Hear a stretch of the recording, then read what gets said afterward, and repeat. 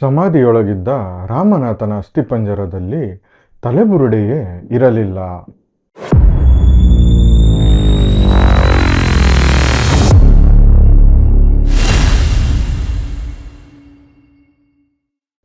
ನಮಸ್ಕಾರ. 64 ಚಾನೆಲ್ಗೆ ಸ್ವಾಗತ. ನಾನು ಚಂದನ್. ಯಾರಾದರೂ ತಮ್ಮ ಸಂಬಂಧಿಕರ ತಿಥಿ ಮಾಡೋದಕ್ಕೆ ಅಂತ ಹೋದಾಗ ಅಲ್ಲಿ ಸಮಾಧಿನ ಅಗೆದು ಆ ಹೆಣದ ತಲೆಬುರುಡೆ ಮಿಸ್ ಆಗಿದ್ರೆ ಅವರಿಗೆ ಹೇಗೆ ಅನ್ನಿಸ್ಬೇಡ. ಈ ಕಥೆಯಲ್ಲೂ ಅಷ್ಟೇ. ಮುಖ್ಯ ಪಾತ್ರಧಾರಿಯಾದ ಚಾರ್ವಿ ತನ್ನ ತಂದೆಯ 5ನೇ ವರ್ಷದ ಪುಣ್ಯತಿಥಿಗೋಸ್ಕರ ಅವರ ಸಮಾಧಿ ಹತ್ರ ಹೋದಾಗ ಅವರ ತಂದೆಯ ತಲೆಬುರುಡೆ ಮಿಸ್ ಆಗಿರುತ್ತೆ. ಅದನ್ನು ಹುಡ್ಕೋಕೆ ಅಂತ ನಮ್ಮ ಲೋಕಲ್ ಶರ್ಲಾಕ್ ಹೋಮ್ಸು ಹಿಮವಂತನಿಗೆ ಹೇಳ್ತಾಳೆ. ಹಿಮವಂತ ತಲೆಬುರುಡೆ ಹುಡುಕ್ತಾನೆ. ಬರೀ ತಲೆಬುರುಡೆ ಹುಡುಕಿ ಕೌಶಿಕ್ ಅವರ ಕತೆ ಎಂಡಾಗೋ ಚಾನ್ಸೇ ಇಲ್ಲ. ಇಲ್ಲಿ ಹಲವಾರು ರಹಸ್ಯಗಳು ಇದೆ. ಇದನ್ನು ಹಿಮವಂತ ಬಿಡಿಸ್ತಾನೆ. ಮುಂದೆ ಏನೇನಾಯಿತು ನೋಡೋಣ ಬನ್ನಿ ಇವತ್ತಿನ ಪುಸ್ತಕ ಪರಿಚಯದಲ್ಲಿ. ನಾವು ಓದಿದ ವಿಭಾಗದಲ್ಲಿ ಇವತ್ತು ನಾವು ಪರಿಚಯ ಮಾಡ್ಕೋತಾ ಇರೋ ಪುಸ್ತಕ ತಲೆಬುರುಡೆ ಮಿಸ್ಸಿಂಗ್ ಕೇಸ್. ಲೇಖಕರು ಕೌಶಿಕ್ ಕೂಡುರಸ್ತೆ. ಪ್ರಕಾಶಕರು ಸ್ನೇಹ ಬುಕ್ ಹೌಸ್.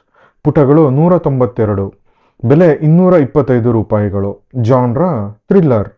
ರಾಮನಾಥನ ಮಗಳು ಚಾರ್ವಿ ತನ್ನ ತಂದೆಯ 5ನೇ ವರ್ಷದ ಪುಣ್ಯತಿಥಿಗೋಸ್ಕರ ಸಕಲೇಶಪುರದಲ್ಲಿರೋ ತನ್ನ ಫಾರ್ಮ್ ಹೌಸ್ಗೆ ಅವಳು ಬರ್ತಾಳೆ. ಆದರೆ ಅವಳು ಬರೋ ಹಿಂದಿನ ದಿನ ರಾತ್ರಿಯೇ ಯಾರೋ ಆ ಸಮಾಧಿನ ಅಗೆದು ರಾಮನಾಥನ ಹೆಣದ ತಲೆಬುರುಡೆಯನ್ನು ಎತ್ಕೊಂಡು ಹೋಗ್ಬಿಟ್ಟಿರ್ತಾರೆ. ಬುರುಡೆ ಹುಡುಕಾಟದಲ್ಲಿ ಬಂದ ಹಿಮವಂತನಿಗೆ ರಾಮನಾಥನ ಸಾವು ಹೇಗಾಯಿತು ಅನ್ನೋ ಪ್ರಶ್ನೆ ಕಾಡ್ತಾ ಇರುತ್ತೆ. ಆದರೆ ರಾಮನಾಥನ ಮಗಳಿಗೆ ಅದು ಆಕಸ್ಮಿಕ ಸಾವಲ್ಲ, ಅದೊಂದು ಕೊಲೆ ಅಂತ ಅನ್ನಿಸ್ತಾ ಇರುತ್ತೆ. ಹೀಗೆ ಇದ್ರ ಹಿಂದೆ ಹೊರಟ ಹಿಮವಂತನಿಗೆ ರಾಮನಾಥನ ಹಿಸ್ಟ್ರಿ ಬಿಚ್ಕೋತಾ ಹೋಗುತ್ತೆ. ರಾಮನಾಥನಿಗೆ ಇದ್ದಿದ್ದು ಮಗಳಲ್ಲ, ಮತ್ತು ಅವನು ಹಲವಾರು ಬಿಸ್ನೆಸ್ಸಲ್ಲಿ ಇನ್ವಾಲ್ವ್ ಆಗಿದ್ದ. ಅವನಿಗೆ ಸುಮಾರು ಜನ ಬಿಸ್ನೆಸ್ ಪಾರ್ಟ್ನರ್ಸ್ ಇದ್ದರು. ಬಟ್ ಅವರೆಲ್ಲ ಅವನಿಗೆ ಒಂದು ಕಾಲದಲ್ಲಿ ಕಾಂಪಿಟೇಟರ್ಸ್ ಆಗಿದ್ರು ಅನ್ನೋದನ್ನು ಹಿಮವಂತ ತಿಳ್ಕೊತಾನೆ. ಕೊಲೆಯ ರಹಸ್ಯವನ್ನು ಹುಡುಕಲು ಹೊರಟ ಹಿಮವಂತನಿಗೆ ಹಲವಾರು ಕೊಲೆಗಳು ಮತ್ತು ಹಲವಾರು ರಹಸ್ಯಗಳು ಎದುರಾಗ್ತವೆ. ಇದೆಲ್ಲದರ ಜೊತೆಗೆ ರಾಮನಾಥನಿಗೆ ಇದ್ದಿದ್ದು ಒಬ್ಬ ಮಗಳಲ್ಲ ಅನ್ನೋದು ಕೂಡ ಗೊತ್ತಾಗತ್ತೆ. ಈ ಗ್ಯಾಪಲ್ಲಿ ಚಾರ್ವಿ ಯಾವನ ಜೊತೆಗೋ ಫೋನಲ್ಲಿ ಮಾತಾಡ್ತಾ ಅವನಿಗೆ ಎಲ್ಲ ವರದಿಯನ್ನು ಒಪ್ಪಿಸ್ತಾ ಇರ್ತಾಳೆ. ಯಾರು ಅಂತ ಕೇಳಿದ್ದಕ್ಕೆ ತನ್ನ ಅಣ್ಣ ಅಂತ ಹೇಳ್ತಾಳೆ. ಆದರೆ ರಾಮನಾಥನಿಗಿದ್ದಿದ್ದು ಮಗಳಲ್ಲ ಅಂದರೆ ಇವಳಿಗೆ ಅಣ್ಣ ಎಲ್ಲಿಂದ ಬಂದ ಮತ್ತು ಇವಳು ಯಾರು ಅನ್ನೋ ಪ್ರಶ್ನೆ ಹಿಮವಂತನಿಗೆ ಕಾಡ್ತಾ ಇರುತ್ತೆ. ಕೊನೆಗೆ ರಾಮನಾಥನ ಸಾವು ಕೊಲೆ ಅಂತ ಪ್ರೂವ್ ಆಯ್ತಾ? ಅವನ ತಲೆಬುರುಡೆ ಯಾಕೆ ಮಿಸ್ಸಿಂಗ್ ಆಯಿತು?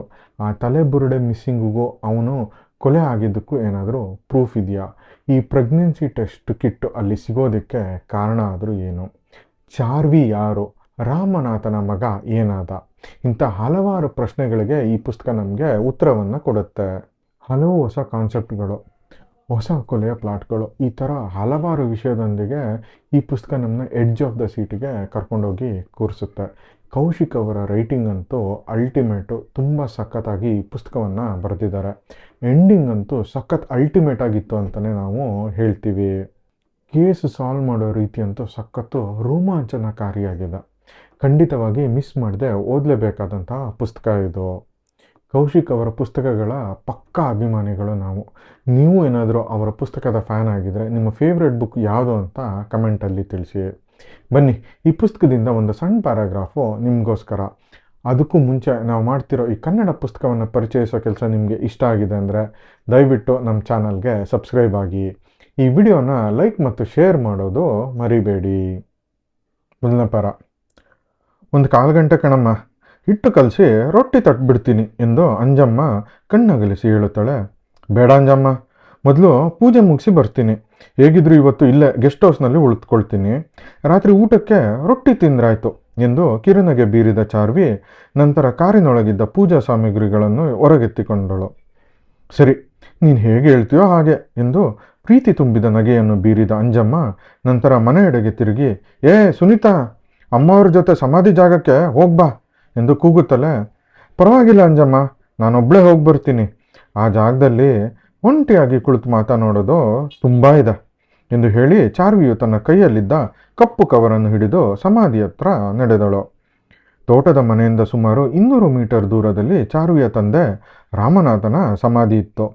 ತನ್ನ ತಂದೆಯ ನೆನಪುಗಳನ್ನು ಮೆಲುಕು ಹಾಕುತ್ತಾ ನಿಧಾನವಾಗಿ ಸಮಾಧಿಯತ್ತ ನಡೆದು ಹೋದ ಚಾರುವಿಗೆ ಅಲ್ಲಿ ಬಹುದೊಡ್ಡ ಅಚ್ಚರಿ ಕಾದಿತ್ತು.